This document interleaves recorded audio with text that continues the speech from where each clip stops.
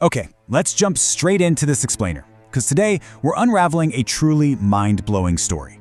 We're looking at how a single drawing, literally a fictional character, managed to cross borders, break down cultural barriers, and honestly, change the reality of global sports forever.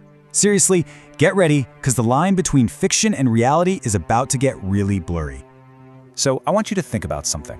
What do Lionel Messi, Zinedine Zidane, and Andres Iniesta actually have in common? I mean, sure, obviously they're all world champions, absolute legends of the pitch, right? But long before they achieved world domination, they shared a very unexpected childhood hero. And here's the kicker. This hero wasn't even a real person. Yep, before these guys became the idols of millions, they were looking up to a fictional Japanese boy named Tsubasa Oozora. He's the star of a manga series called Captain Tsubasa, created by Yoichi Takahashi back in 1981. The whole story revolves around this 11-year-old football prodigy. But it really makes you wonder, how on earth did a comic book character from Japan go on to inspire the absolute greatest athletes in South America and Europe? Well, let's look at the genesis of the dream and see exactly how a baseball nation embraced the beautiful game. To really wrap our heads around this phenomenon, we've got to look at the environment it was born into. Picture this. It's 1978. The series creator, Yoichi Takahashi, is just chilling at home, watching TV, and he gets completely captivated by the 1978 FIFA World Cup. I mean, he's watching these matches, seeing the players, feeling the sheer passion of the fans, and it just hits him. Right then and there, he knew he absolutely had to write a manga about this sport. Now, here's the thing you have to remember about late 70s Japan. Baseball was king. It was absolutely the national pastime. But Takahashi specifically chose to focus his story on soccer, which, by the way, was super unpopular in Japan at the time. Why? Well, he just felt that soccer players had so much more freedom on the pitch compared to baseball players. It was all about that freedom of movement. But as you might guess, pitching a soccer comic in a baseball-crazed country, total uphill battle. It actually took his publisher, Shueisha, 2 to 3 whole years to finally give the manga the green light. So to help bridge that gap with a pretty skeptical audience, Takahashi made this brilliant structural choice. He specifically used child protagonists. That way, young readers could instantly identify with them when they were out playing on the playground. Which brings us to part 2, The Heaven-Sent Child. Let's trace our hero's journey from Shizuoka all the way to Spain. If you know anything about Tsubasa, you definitely know his iconic motto, "The ball is my friend." And it's not just some catchy phrase, you know? It's a deeply personal philosophy that drives literally everything he does on the field. And what's wild is that this motto comes from a miraculous, almost unbelievable event in his early childhood. Okay, so get this. When Tsubasa was barely a year old, just a toddler, he was playing with a football when a rushing bus nearly ran him over. I know, intense, right? But amazingly, he survived because the soccer ball he was holding actually acted as a cushion. It absorbed most of the impact. It's one of those sticky, unforgettable plot points that perfectly explains exactly why Tsubasa believes, with his whole heart, that he was put on this earth for one reason: to play football. And we get to watch him do just that. Takahashi planned right from the start to have his characters grow up, essentially mirroring the real-world journey of a professional. So we watched Tsubasa go from his local elementary school team in Nankatsu City all the way to playing professionally in Brazil for Sao Paulo. Then, boom, he transfers to FC Barcelona in Spain, and eventually he's leading the Japanese Olympic team. It's a full-on, realistic career arc. Now, as Tsubasa aged into these massive professional leagues, Takahashi cleverly structured the narrative by actually bringing the real world into his fiction. While Tsubasa and his early rival Genzo Wakabayashi were completely original creations, the later characters? They were directly inspired by actual real-world global superstars. For example, when Tsubasa gets to Barcelona, his mentor is a player named Rival, which is a super clear nod to the Brazilian legend Rivaldo. He also squares off against Fergio Torres, who is, obviously, inspired by Fernando Torres. Actually, here's a crazy detail. Tsubasa's fictional talent was so overwhelming that the author literally had to handicap his rivals just to keep any sense of suspense in the story. Like, he created this rival named Jun Misugi, whose skills technically surpassed Tsubasa's. But to balance the matches and actually give Tsubasa a fighting chance, Takahashi wrote in a heart condition for Misugi. Just wild. All right, let's move into our third section, expanding the media empire, taking Tsubasa from manga panels to screens worldwide. The sheer volume of content produced over the decades it's staggering. We've got the original 37 manga volumes, plus a massive 128-episode original anime run back in the 80s. But it didn't stop there, not even close. We're talking multiple sequel manga series, modern anime reboots going all the way up to 2024, and dozens of video games, from the old-school 8-bit era right up to modern augmented reality mobile games. Basically, fans could interact with Tsubasa across every conceivable medium. And because this was being broadcast globally, there were some massive localization efforts. Take Arabic-speaking countries, for example. The character was adapted into an Arab boy named Captain Majid, and the translations were super carefully adjusted for cultural sensitivity, like removing explicit depictions of alcohol.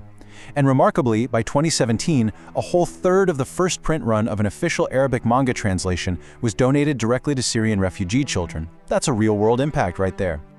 Which leads us perfectly into our final section, the ultimate legacy. Let's see how this story shaped modern football and cultural diplomacy. Okay, this is honestly the most fascinating part of the whole explainer, how a piece of sports fiction permanently altered reality. Just let this number sink in for a second. 90 million. That is the staggering number of manga copies in circulation worldwide by 2023. 90 million.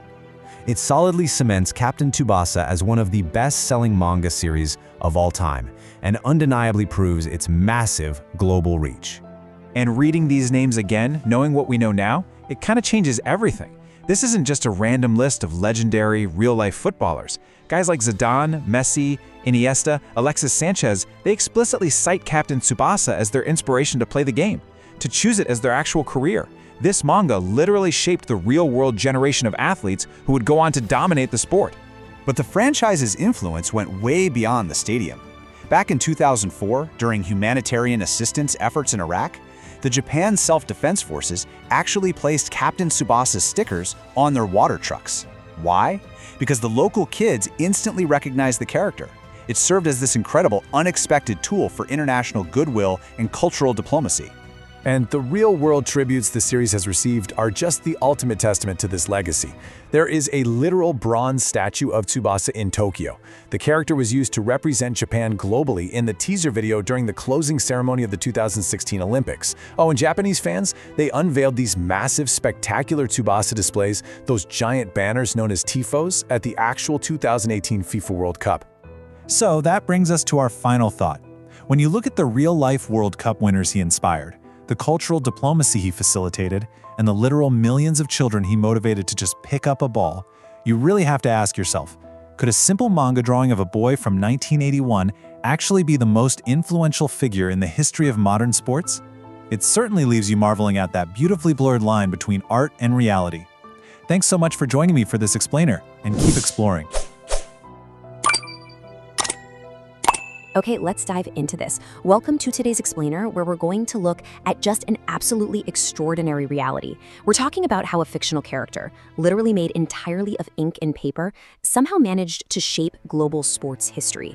If you're a fan of global association football or soccer, you have likely seen his influence out there on the pitch without even realizing it.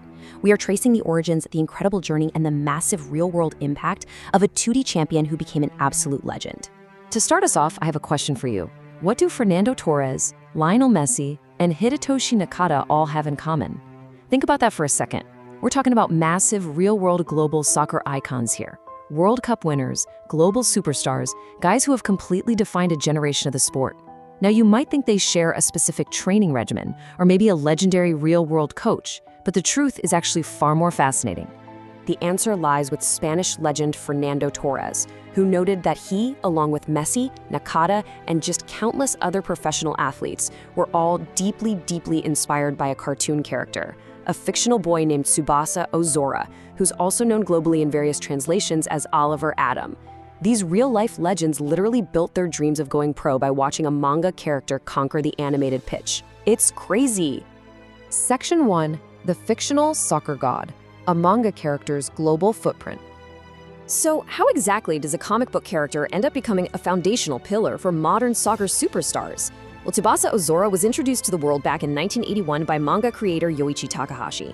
At his core, Tsubasa is a lonely, profoundly soccer-obsessed kid wearing that iconic jersey number 10. And his ultimate dream? It's simple, but it's massive. to win the FIFA World Cup for Japan.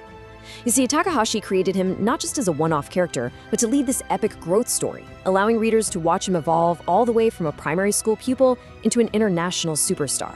And you really can't talk about Tsubasa without talking about his abilities. He's incredibly famous for the drive shoot, which is his signature technique that completely defies physics, famously changing the ball's trajectory right in midair. So the crucial point is that Takahashi deliberately wrote Tsubasa as an absolute prodigy who basically never loses. Why? Because Takahashi figured out that readers want strong characters. They want to be hooked by a winner. But, a winner still needs inspiration, which leads us to where the fiction directly draws from reality.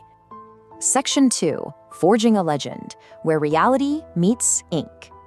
Now, what's really interesting about this is how art often imitates life. Takahashi was directly influenced by a real-life pioneer, Kazuyoshi Miura. Miura made history as the very first Japanese player to play outside of Japan, specifically traveling to Brazil to go pro. If you follow Tsubasa's manga journey, that is exactly the path he takes. He leaves Japan as a young man to pursue his dream in Brazil, perfectly mirroring the real-life trail that Miura blazed for Japanese athletes. And the parallels to the real world definitely don't stop with his origins. The manga features an incredibly intense, enduring rivalry between Tsubasa and a powerhouse character named Kojiro Hyuga. Years later, Takahashi himself actually linked this fictional clash of titans to the modern, real-world rivalry between Lionel Messi and Cristiano Ronaldo. The powerful clashes, the completely contrasting styles, the way they constantly push each other to be better, it's like the manga anticipated the exact kind of legendary rivalries that define real-world sports. Moving into Section 3, The Journey to Greatness, from Nankatsu to Barcelona. How does a kid from a small town make it all the way to the grandest stages in Europe? Well, it all starts with one of the most defining moments of Tsubasa's life. When he was barely able to walk, he was involved in a horrific road traffic accident with a literal truck. But he survived. Why? Because the soccer ball he was holding cushioned the impact. A soccer ball literally saved his life. This mini-narrative drives everything about him. It's why he isn't embittered or traumatized by the accident. Instead, he has this pure, unadulterated passion for the game. To him, the ball is quite literally his best friend and his savior. As he grows up and joins the Nankatsu school team, he begins to meet the supporting cast that will ultimately follow him to the top. He immediately challenges the genius goalkeeper Genzo Wakabayashi, but even more importantly, he meets Taro Misaki. Together, they form the legendary Golden Duo. This totally unstoppable midfield pairing becomes the emotional and tactical core of his entire early career. Let's move to and see how this builds across the different manga series. He starts as a child at Nankatsu, then, following the exact path of his real-life inspiration, he heads to São Paulo in his youth. By his early 20s, he makes the jump to Europe, starting with FC Barcelona B, and eventually stepping up to lead the Japanese Olympic team. It is a massive, multi-decade story of meteoric growth. But, you might be wondering, why on earth did he end up at Barcelona? Well, the answer is wonderfully simple. Back in 1998, creator Yoichi Takahashi took a trip to Spain and visited Barcelona's stadium Camp Nou. He loved the stadium so much that he decided right there on the spot, this is where Tsubasa is going. Takahashi even admitted later that if he had visited Real Madrid's pitch first, Tsubasa probably would have ended up there instead. Because of this fun little twist of fate, Tsubasa ends up in Barcelona, where he is even mentored by a fictionalized version of real-life Brazilian star Rivaldo. Bringing us to Section 4, A Real-World Legacy, the ripple effects of a 2D champion. So what are the tangible, massive marks this fictional boy left on actual global culture? We aren't just talking about comic book sales here. And this brilliantly illustrates the sheer scale of Tsubasa's legacy. There are actual physical bronze statues erected in Katsushika, Tokyo. In 2014, Adidas sponsored a massive statue of Tsubasa and Misaki's twin shot in High-Sand Place to celebrate the World Cup. He was featured alongside real athletes in the official Tokyo 2020 Olympics promo video. And maybe most impressively, at the 2018 FIFA World Cup, Japanese fans hoisted a giant tifo, a massive coordinated banner, of Tsubasa to support the actual national team, a cartoon character celebrated at the absolute highest levels of global sports. But the inspiration goes even deeper than fandom and statues. Real professional athletes, guys who play in the top leagues in the world, like Julian Draxler and Abel Hernandez, have literally been documented attempting to recreate Tsubasa's impossible, physics-defying manga techniques on the actual pitch. That right there is the ultimate proof of his impact. The art is literally inspiring the action of elite professionals. Which leaves us with this final thought. If a fictional character made of ink and paper can inspire a generation of real-world World Cup champions, what other legends are we waiting to write into reality? Tsubasa Oozora shows us the immense, tangible power of storytelling. A well-told story about dedication, passion, and teamwork doesn't just entertain us, it can literally shape the real world. Thanks for learning with me today on this Explainer, and definitely keep your eyes open for where fiction meets reality next. Welcome to the Explainer. Today, we're bringing some massive energy to the pitch because we're exploring Yoichi Takahashi's legendary manga series, Captain Tsubasa, Road to 2002. Whether you're a lifelong fan of the franchise or just kind of fascinated by the nuts and bolts of epic storytelling, you are absolutely in for a treat. We're going to look at this iconic sports saga through a really specific structural lens. So you gotta ask, how exactly do 15 volumes of chapter titles reveal an ultimate soccer saga? I mean, it sounds almost too simple, right? But think about it. A table of contents isn't just a list, it's literally the architectural blueprint of a narrative. In this explainer, we're going to use this seemingly basic index as our master key to trace a sports hero's epic journey. We'll see how pacing, tension, and character growth are all masterfully charted out before you even read a single panel of the actual manga. Section 1. The Next Great Journey. Tsubasa's Global Leap. Okay, so behind the scenes, right as our protagonist, Tsubasa Oozora, takes his incredible talents from Brazil directly into the heart of European soccer, the franchise had to navigate a really fascinating licensing hurdle. In the manga, Takahashi roots the story in our actual reality, right? He uses real-world clubs like São Paulo and FC Barcelona. But when it came time to adapt this massive story into animation, they had to dance around some real-world legalities. So, the anime adaptation uses fictionalized but, let's be honest, completely recognizable names like Brancos and Catalunya. It's a pretty wild split in the media that really anchors this specific era of the franchise. And man, the media rollout during this era was incredibly aggressive. Just look at how tight these dates are. The manga begins serialization in Weekly Young Jump in June of 2001. Then, just 4 months later, October 2001, Studio Comet's anime adaptation premieres on TV Tokyo. They were literally airing the anime concurrently with the early manga volumes, running the show until October 2002, while the manga just kept its epic run going all the way to August 2004. The hype engine for this was absolutely roaring. To truly grasp the sheer scale of the narrative we're analyzing today, we just need to look at this number. An incredible 144 road chapters published during that run. That is 144 distinct steps in Tsubasa's journey, meticulously plotted out to keep readers on the absolute edge of their seats week after week. Section 2.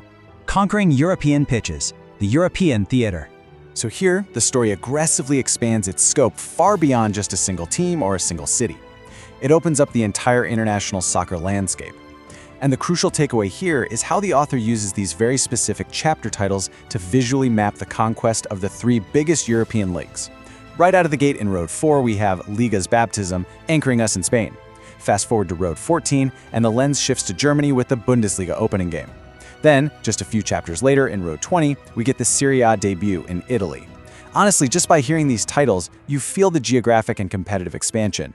It's like the reader is practically traveling across Europe with them.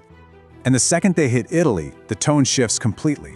Just listen to the title for Road 21, Pry Open the Catenaccio. You can practically hear the sports announcers screaming at, right?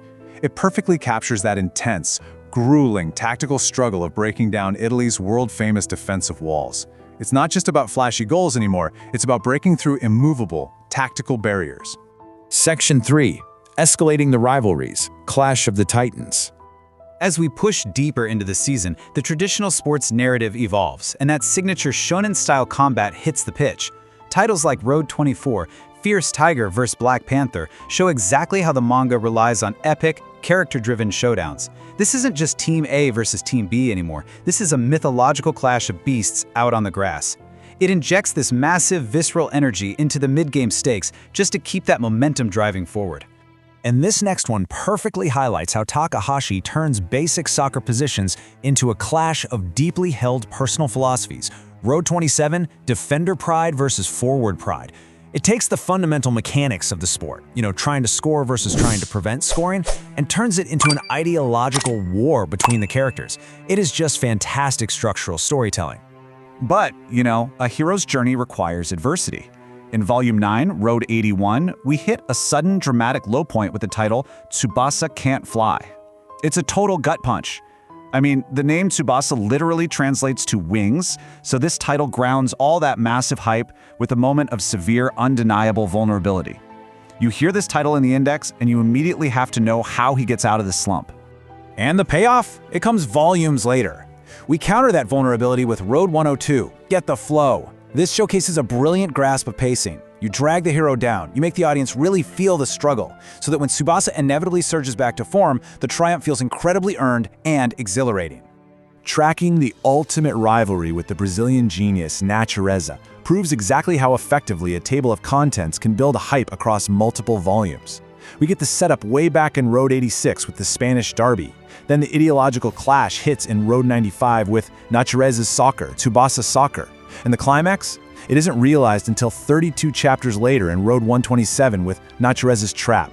Spreading a single rivalry across roughly 40 chapters, that is exactly how you build a legendary, unforgettable narrative arc.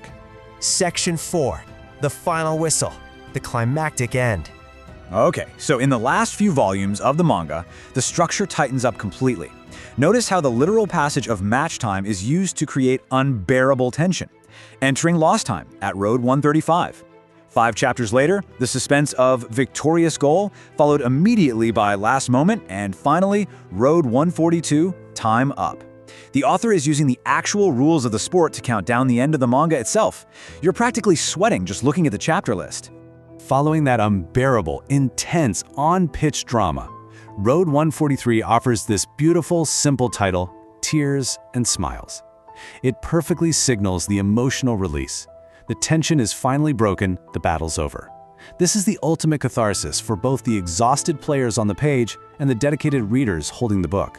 We finally end with Chapter Road 144, titled Football Is, which is uniquely broken down into a 5-part epilogue. It starts in a corner of Italy and moves through steps of moving forward, a debut match, playing with feelings, and ultimately forming a mind bond. It guides us down the emotional cooldown of this incredible arc, reminding us that, hey, while this specific game is over, the broader world of football just keeps spinning. Which leads us to our final thought for this explainer. What new journey begins when the final whistle blows? Just by analyzing the chapter titles of Road to 2002, we've witnessed how structured pacing, geographical expansion, and perfectly timed emotional beats create an absolute masterpiece.